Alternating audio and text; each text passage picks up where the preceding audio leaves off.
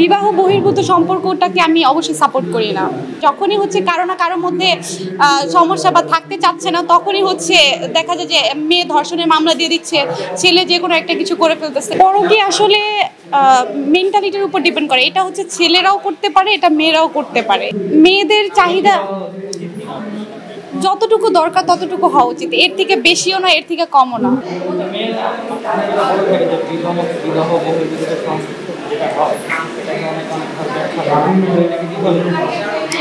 বিবাহ বহির্ভূত সম্পর্কটাকে আমি অবশ্যই সাপোর্ট করি না। আমার কাছে মনে হয় এটা সম্পূর্ণ রং। আর যাকে নিয়ে আছি তাকে নিয়ে থাকা উচিত।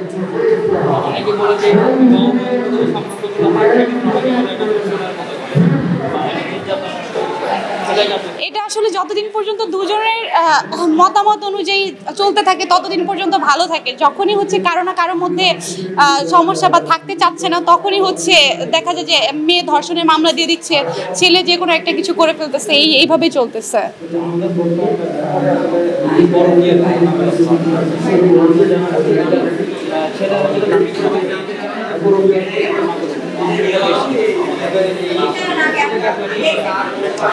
পরকীয়া আসলে মেন্টালিটির উপর ডিপেন্ড করে। এটা হচ্ছে ছেলেরাও করতে পারে, এটা মেয়েরাও করতে পারে। এটা আসলে আমি বলবো না যে শুধুমাত্র ছেলেরাই করতেছে বা শুধুমাত্র মেয়েরা করতেছে, না, দুই সাইড থেকেই হচ্ছে এটা।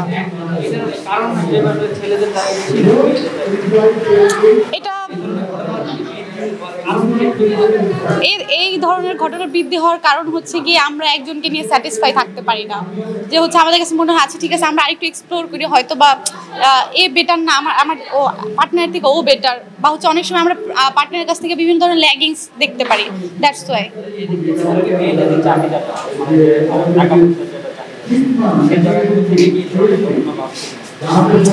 টাকা পয়সার চাহিদা আসলে মেয়েদের চাহিদা যতটুকু দরকার ততটুকু হওয়া উচিত, এর থেকে বেশিও না, এর থেকে কমও না।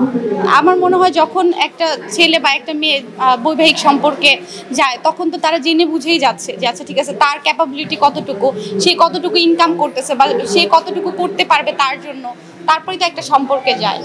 সেক্ষেত্রে দুজনেই সমান।